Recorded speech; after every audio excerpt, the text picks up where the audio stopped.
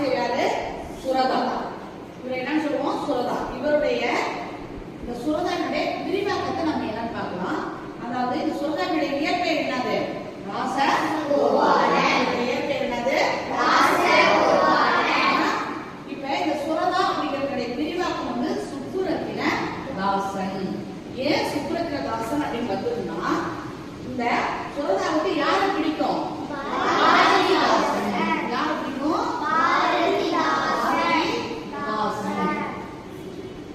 அவருடைய இயற்பெயர் என்னது? பாரதிதாசனுடைய இயற்பெயர் சுப்புரத்தினம்.